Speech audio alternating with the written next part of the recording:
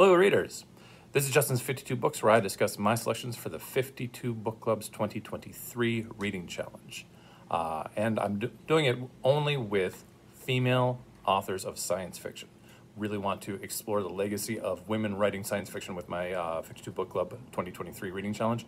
And that is why we're starting here. This is week 1, and this week I'm talking about Prompt 1, a book with a subtitle.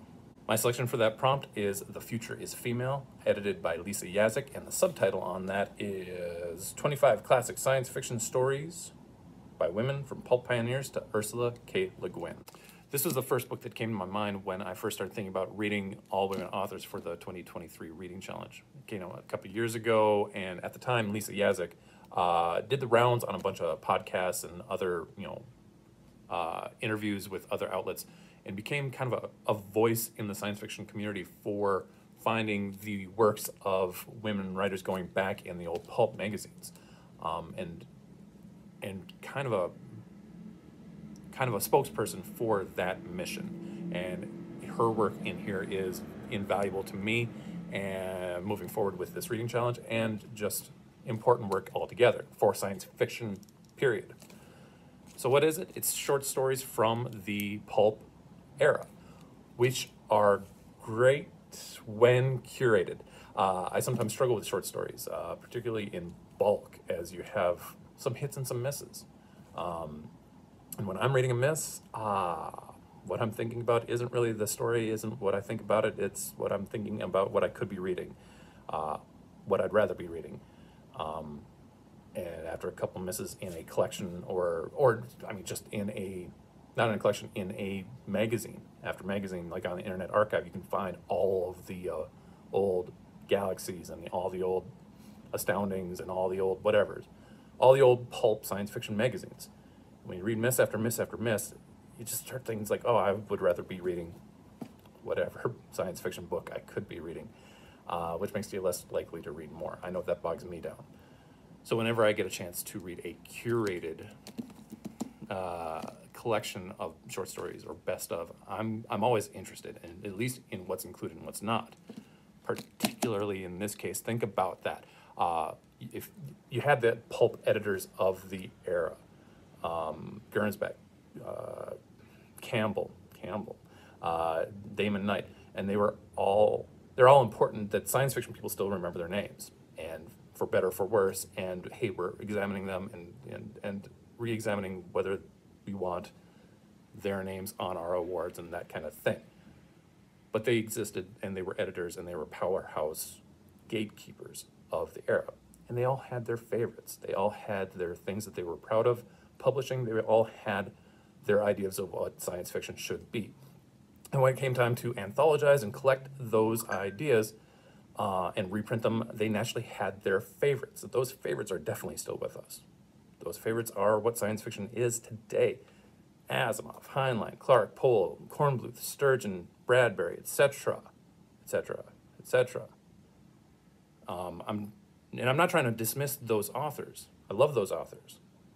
I just love the idea of shining a flashlight and doing the research and finding the authors that didn't pass through the gatekeeper's particular gate of the era.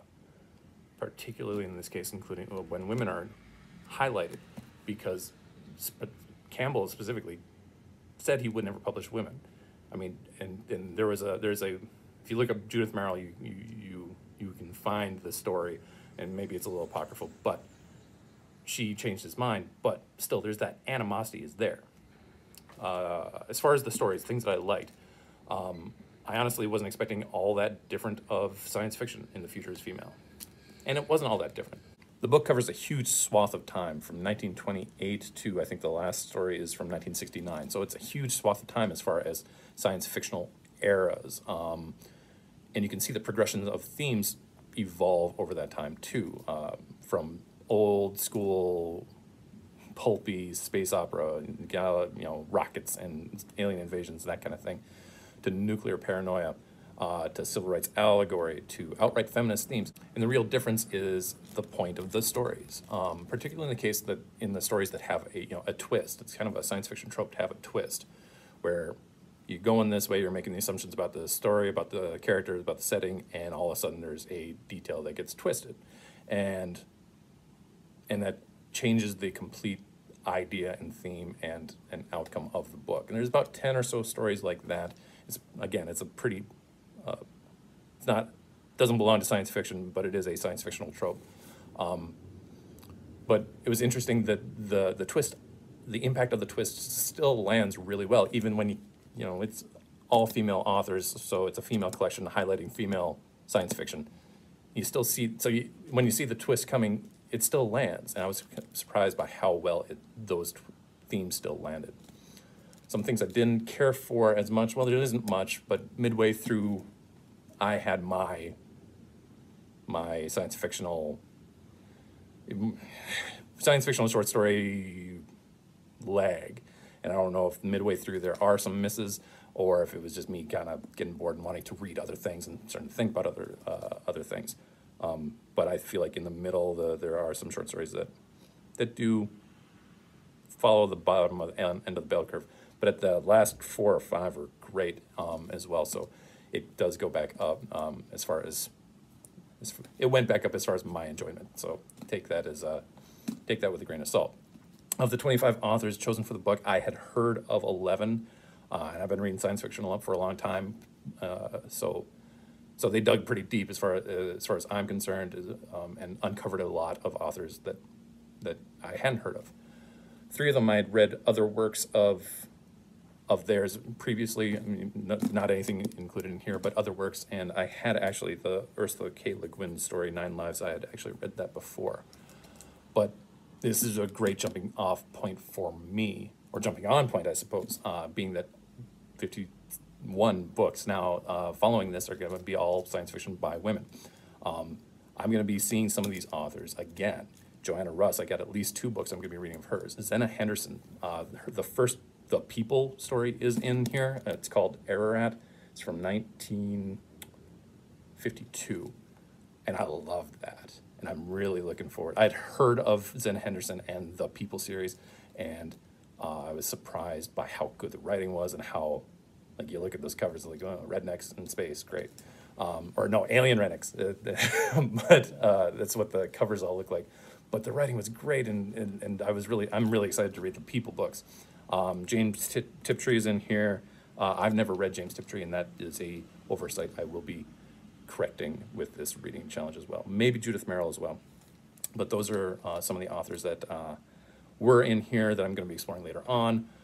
My favorite stories were, there's 3 of them. All the Colors in the Rainbow by Leigh Brackett. Really good civil rights allegory. I really like that story. And then C.L. Moore's Gyro of Jory story is the first one of those is in here, The Black God's Kiss. I'd never read one of those. It's kind of a Conan and female Conan antecedent, but from the 30s, not like Red Sonja in 1880s stuff. Really liked C.L. Moore. And then there was Space Episode by Leslie Perry from 1941. That's a tiny little squeaker of a story, but it really packed a punch for me. It's your basic space disaster and heroic sacrifice story on a rocket, and there's a female astronaut, and they're with a team of other astronauts. They're on a rocket, and the rocket's falling apart. And she goes from guy to guy to guy, and one is cowardly, one is frozen, one is scared, and they're all helpless, and they are unable to save her, and she has to save herself. Actually, she ends up, spoiler alert, she ends up sacrificing herself so that they can survive. And the whole time I'm reading that, I'm thinking back to a conversation I overheard my mother and mother-in-law have a long time ago, probably 10 years ago, where they were talking about how important it was for them to have the ability to financially take care of themselves, because they'd seen so many of their friends left out in the cold by infidelity or spousal abuse or death, lack of planning or whatever. They just didn't want that to happen to them. They didn't want that to happen to their daughter, obviously, and just how important it was to them. And it made me think of what it's like for a 1941 era 20-year-old wife when not everyone can help her, or when no one can help her. And there was a lot of subtext in that story, I think. And it really packed a punch for me, and it's just, I think it's 10 pages. So yeah, that's my choice for the subtitle prompt, prompt number 1, a book with a subtitle. Other options I had thought about was, well, Annalee Newitz does a lot of, she has a lot of science fiction books, but she also does some nonfiction, and all of those nonfiction books, pretty much any nonfiction book written today is going to have a subtitle.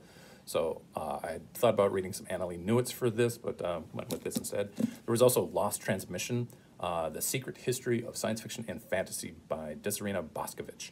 I'm really interested in reading that, but I felt it was more important to go with the short story route in this case. And then there's the mother of all science fiction subtitled works regarding Colonized Planet 5, Shikasta, and the subtitle is, oh my goodness, it's a mouthful. Personal, psychological, historical documents relating to the visit by Johor, George Sherpin, Emissary, grade 9, 87th of the Period of Last Days by Doris Lessing. But I'm actually going to save that for a different prompt later on down the road in 2023.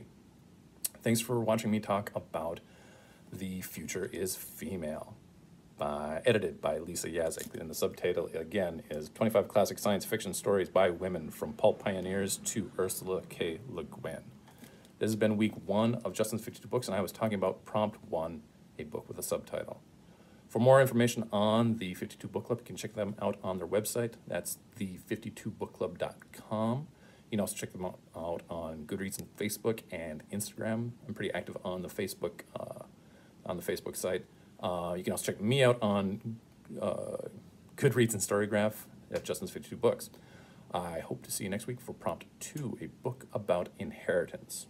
And as far as science fiction goes, I went the easy route. Rather than monetary inheritance, I made it genetic inheritance.